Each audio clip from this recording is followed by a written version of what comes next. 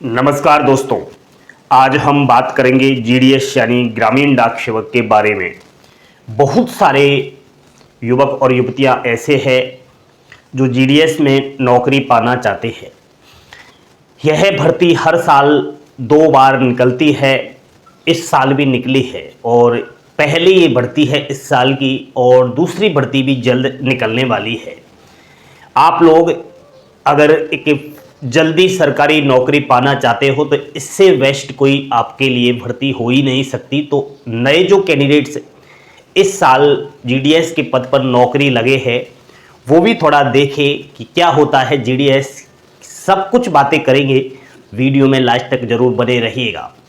प्यारे बच्चों, India post office, भारतीय डाक विभाग, नाम तो सुना ही होगा।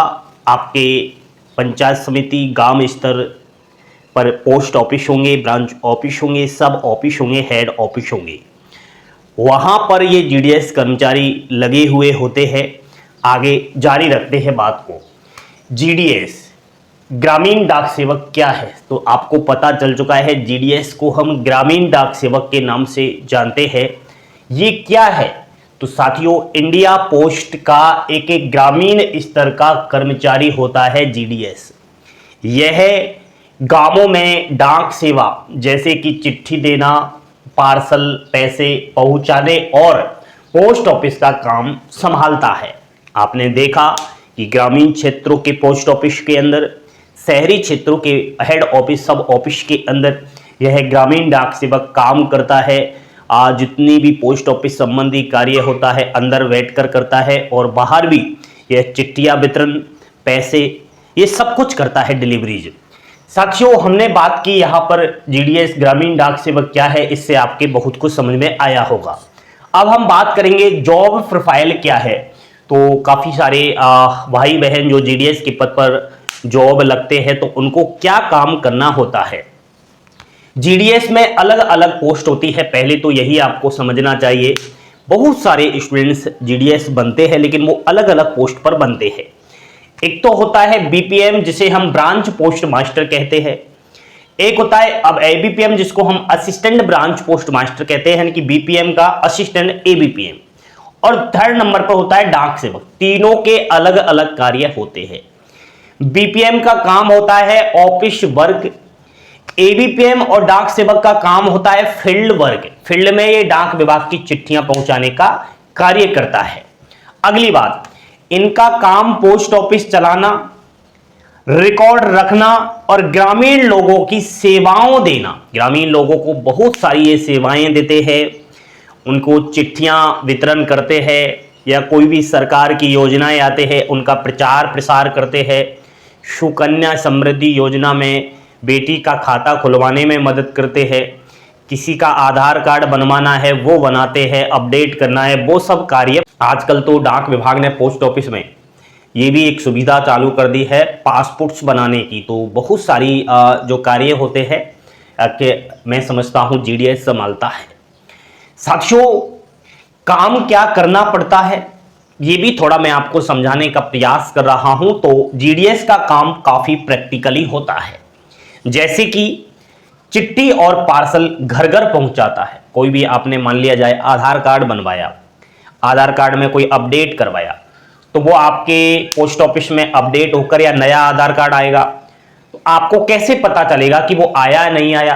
तो ये जीडीएस जो एबीपीएम डाक सेवक की पोस्ट होती है, ये आपके आधार कार्ड को या एटीएम कार्ड को या जो भी आपका पार्सल है उसको घर पहुंचाने वाले हैं। ठीक है, पोस्ट ऑफिस में काम रहता है इनका बहुत सारा।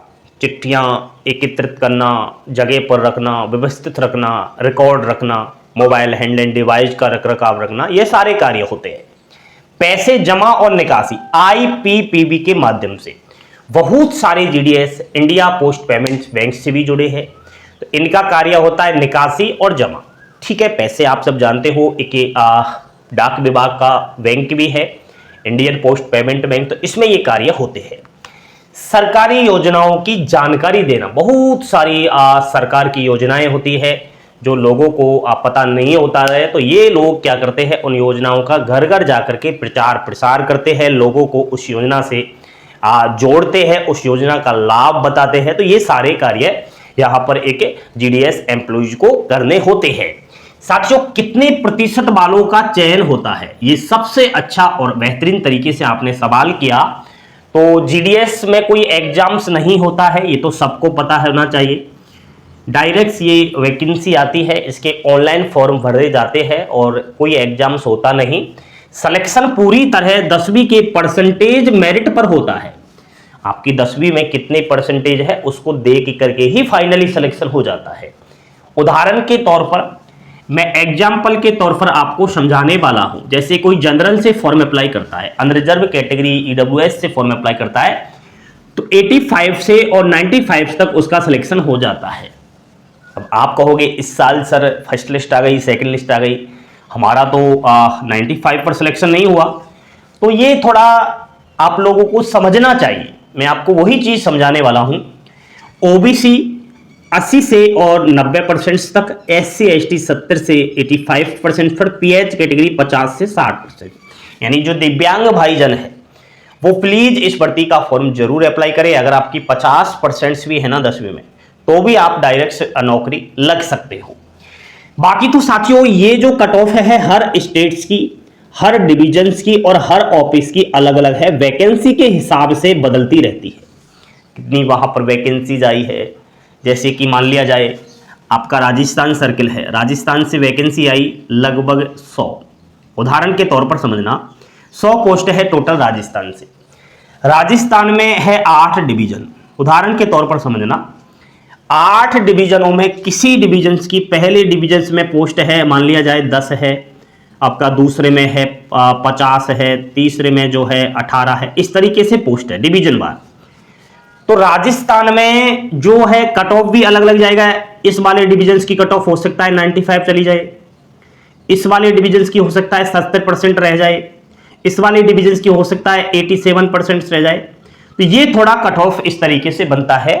और फिर ऑफिस वाइज भी ये डिवीजन्स में देखा जाता है। जिस प्रकार आपने इस बार इंडिया पोस्ट ऑफिस का अगर फॉर्म अप्लाई किया होगा तो फर्स्ट लिस्ट देखी होगी, सेकंड लिस्ट होगी देखी होगी, अभी थर्ड लिस्ट भी आएगा। तो उसमें देखना आपकी जो मेरिट तैयार हुई है वो किस तरीके से हुई है। सर्किल वाइज तो हुई है, सर्किल के अंदर अलग अलग डिविजन्स का अलग अलग कट ऑफ होगा। उसी डिविजन्स के अंदर ऑफिस होंगे, किसी ऑफिस का ज्यादा कट ऑफ गया होगा, किसी का कम गया होगा, किसी का मॉडरेट गया होगा। तो इस तरीके से अगला प्रश्न निकल कर आता है, सैलरी कितना मिलता है। अच्छा सवाल है। तो देखो, जीडीएस की सैलरी पोस्ट के अनुसार यहां पर निर्धारित की जाती है।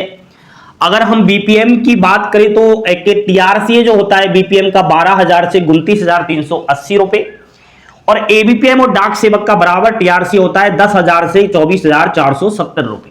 इसके अलावा कुछ अलाउंसेस भी यहां पर जीडीएस को मिलते हैं, जैसे कि cycle maintenance allowance, office maintenance allowance और यहां पर डीए यानी कि महंगाई भत्ता, ये सब मिलते हैं।